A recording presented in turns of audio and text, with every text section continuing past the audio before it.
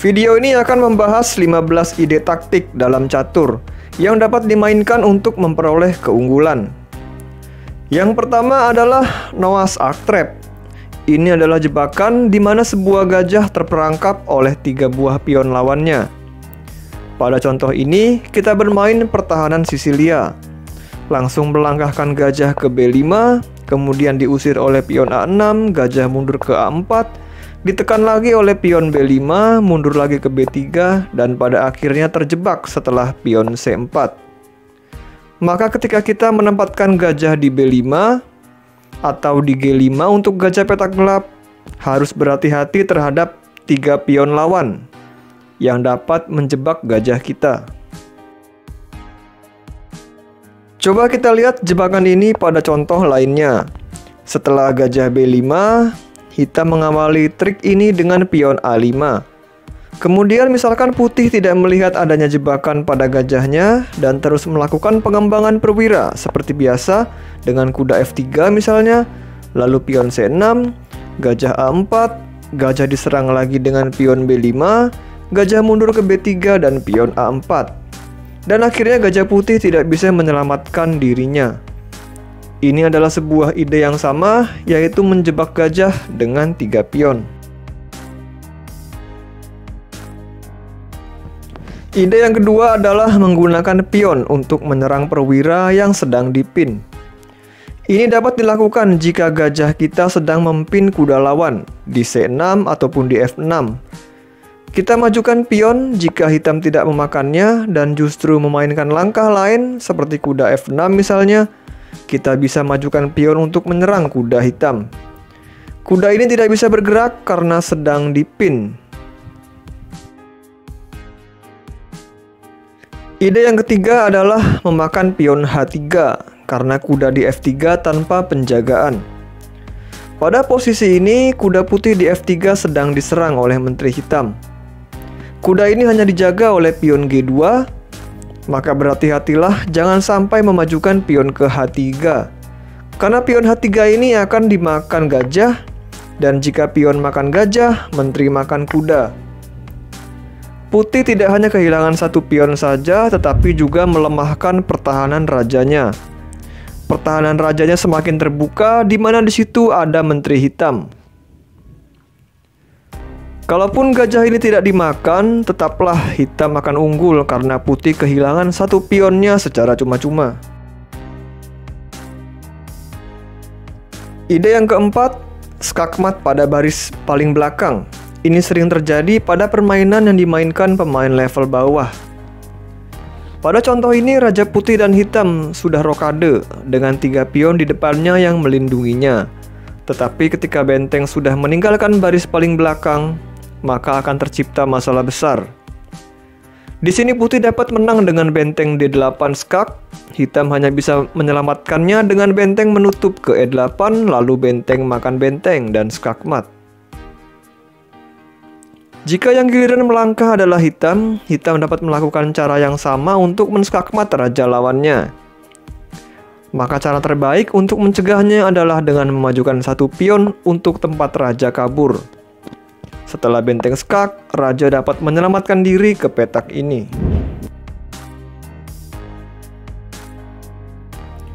Ide yang kelima adalah mengorbankan benteng untuk melakukan garpu dengan kuda. Taktik ini merupakan bentuk dari taktik decoy, yaitu memancing buah catur lawan untuk berpindah ke petak yang akan membuat posisinya menjadi semakin buruk. Pada posisi ini, kuda putih dapat melangkah ke D6 untuk menyerang menteri hitam. Namun perhatikan jika kita dapat membuat raja hitam berpindah ke petak B7 atau C8, maka kuda putih ini dapat melakukan penggarpuan pada raja dan menteri hitam. Sehingga untuk memaksa raja hitam pindah ke petak tersebut, putih mengorbankan bentengnya. Raja harus makan karena jika menghindar maka menterinya akan hilang.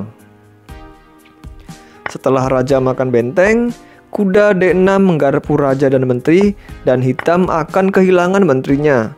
Sedangkan putih hanya kehilangan 1 benteng saja yang tadi dikorbankan.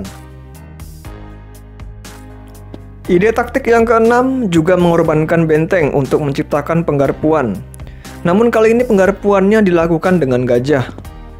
Di posisi ini gajah putih bisa memakan pion di D5 dan menyerang menteri hitam. Namun jika putih juga dapat memancing raja hitam ke petak A8, maka gajah putih dapat melakukan garpu pada raja dan menteri hitam. Sehingga putih bisa mengorbankan bentengnya untuk memaksa raja hitam memakannya. Karena jika raja tidak memakan benteng, maka menteri hitam akan dimakan benteng. Setelah raja makan benteng, gajah makan D5 untuk menggarpu raja dan menteri hitam, dan hitam akan kehilangan menterinya. Ide yang ketujuh, menggarpu dengan menteri saat awal-awal pembukaan. Di posisi ini putih memancing hitam untuk memakan pion E4-nya dengan kuda. Jika hitam melakukannya, maka putih dapat melakukan garpu dengan menteri A4, melakukan skak, sekaligus mengancam kuda hitam di E4. Maka jika lawan menempatkan perwiranya di baris keempat dan tanpa penjagaan, kita dapat menghukumnya dengan penggarpuan oleh menteri dengan melakukan skak, dan di saat yang bersamaan memberi ancaman pada perwira lawan yang menggantung. Ide yang ke-8, pengorbanan gajah makan F7. Pada posisi ini, gajah putih sedang memberikan ancaman pada pion F7. Kita tahu bahwa petak F7 adalah petak yang lemah dalam pembukaan, ketika rajanya belum rokade. Putih mempunyai sebuah taktik dengan diawali pengorbanan gajahnya di F7. Setelah raja memakannya, kuda E5 skak menggarpu raja dan gajah hitam. Putih akan mendapatkan kembali gajah yang tadi dikorbankan, dan putih juga telah membuat pertahanan hitam menjadi terbuka, sekaligus mengaktifkan menterinya ke petak yang lebih aktif untuk menyerang. Ide yang ke-9 adalah menskak raja lawan yang belum rokade dengan benteng. Ketika raja lawan belum rokade, posisinya masih berada di tengah dan berada pada lajur yang terbuka, maka kita dapat menskaknya dengan benteng. Dan jika hitam menutupnya dengan gajah, putih dapat menumpuk menteri dan benteng di lajur E yang terbuka untuk mempin gajah hitam. Ini mencegah hitam untuk rokade, karena jika rokade, maka gajah hitam di E7 akan kekurangan penjagaan, sehingga akan memaksa hitam untuk tidak melakukan rokade dan menahan rajanya di tengah. Kita lihat contoh posisi lainnya yang sedikit berbeda. Setelah benteng E1 skak, kuda hitam menutup, putih mempin kuda tersebut sehingga kuda hitam ini tidak bisa bergerak. Putih dapat menambah tekanan padanya dengan pion F4, dan nantinya pion ini akan memakan kuda. Ide yang ke-10, discovered attack dengan melangkahkan kuda dari F3 untuk putih atau kuda dari F6 untuk hitam. Pada posisi ini, gajah hitam di G4 melakukan pin. Kuda F3 putih ini dijaga oleh gajah dan menteri putih. Hitam memajukan pion ke D4. Putih memakannya dengan pion, kuda makan pion. Putih melakukan pertukaran kuda di D4, sekaligus menciptakan discovered attack oleh gajahnya pada gajah hitam di G4. Sehingga gajah di G4 kekurangan penjagaan dan akan dimakan oleh gajah putih. Jika hitam berpikir untuk menyelamatkan gajahnya terlebih dahulu dengan memakan gajah putih di E2, tentu saja putih tidak akan memakannya dengan menteri. Putih akan memakannya dengan kuda, sekaligus menyelamatkan kudanya dari ancaman menteri hitam. Ide yang ke-11 dinamakan Greek gift sacrifice. Ini adalah istilah dalam bahasa Inggris. Pada posisi ini hitam melakukan blunder dengan rokade. Ini adalah posisi di mana putih bisa memainkan Greek gift sacrifice dengan mengorbankan gajahnya ke H7. Ini dapat dilakukan karena tidak ada kuda hitam di petak F6 dan juga tidak ada gajah hitam di petak E7. Jika raja memakan gajah, putih dapat melanjutkan kuda ke G5. Jika raja mundur kembali ke G8, kemudian menteri dibawa ke H5 dan mengancam skakmat. Jika raja tidak kembali mundur dan malah maju ke G6, putih dapat memajukan pion ke H4 untuk mengancam maju lagi ke H5 dan diikuti menteri D3. Ide ke-12 adalah discovered attack oleh benteng. Pada posisi ini, menteri hitam berada pada satu lajur dengan benteng putih, tetapi masih terhalang oleh gajah putih di D3. Putih dapat melakukan discovered attack oleh bentengnya terhadap menteri hitam melalui langkah paksaan dari gajah di D3, yaitu dengan gajah makan H7 skak. Langkah skak dari gajah ini membuka ancaman benteng putih terhadap menteri hitam. Setelah raja makan gajah, maka menteri hitam akan dimakan benteng putih. Ide taktik ke-13, raja dan menteri lawan berada pada lajur atau diagonal yang sama. Pada contoh posisi ini, menteri dan raja hitam berada pada lajur yang sama, yaitu lajur E yang juga merupakan lajur terbuka. Putih dapat mengambil keuntungan dari keadaan ini dengan mengancamnya dengan benteng. Menteri hitam sedang dipin oleh benteng, menteri tidak bisa bergerak, lalu hitam menutup ancaman dari benteng putih dengan gajah E6. Kemudian putih dapat melanjutkan ancaman dengan menyerang perwira hitam yang sedang terkena pin, yaitu gajah di E6, dengan memajukan pion ke D5.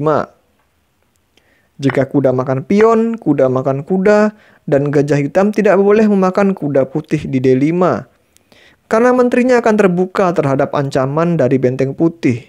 Dan di sini putih berhasil unggul perwira. Ide taktik yang ke-14 adalah defleksi dengan benteng. Di contoh posisi ini, giliran putih melangkah, menteri putih mengancam menteri hitam yang hanya dijaga oleh raja saja. Putih dapat memaksa raja hitam untuk menjauh dari menterinya dengan taktik defleksi yang dapat dilakukan oleh bentengnya, yaitu dengan benteng F8 skak. Putih mengorbankan bentengnya untuk mendefleksikan raja hitam, sehingga raja hitam akan meninggalkan menterinya, sehingga menterinya menjadi tanpa penjagaan. Jika raja hitam tidak memakan benteng dan memilih menghindar, maka menteri hitam akan dimakan secara cuma-cuma. Ide yang ke-15 adalah memblok defender dari perwira lawan, sehingga defender dari perwira tersebut tidak bisa menjaganya lagi. Pada posisi ini, benteng hitam di D4 dijaga oleh sesama benteng dari D8. Jika putih bisa memblok penjagaan dari benteng di D8, maka benteng di D4 menjadi tanpa penjagaan. Putih melangkahkan kuda ke D5 untuk menutup lajur D, sehingga benteng di D4 tidak terjaga lagi. Kuda di D5 ini juga memberikan ancaman pada menteri hitam. Jika kuda makan kuda, menteri putih dapat langsung memakan benteng. Namun sebenarnya lebih baik memakan kuda dengan pion terlebih dahulu daripada langsung memakan benteng dengan menteri. Karena setelah pion makan kuda, lajur C terbuka dan benteng putih memberi ancaman pada menteri hitam. Bersamaan dengan itu, benteng hitam di D4 juga masih dalam keadaan terancam. Hitam harus terlebih dahulu menyelamatkan menterinya, dan selanjutnya barulah menteri putih memakan benteng hitam. Sekian pembahasan pada video ini, semoga memberikan manfaat bagi kita semua. Jika kalian menyukai pembahasan dan analisis pada video ini, silakan like video ini dan subscribe juga channel Sahabat Catur agar channel kami dapat lebih berkembang dan bermanfaat bagi seluruh penggemar catur di Indonesia. Terima kasih telah menyaksikan dan sampai jumpa.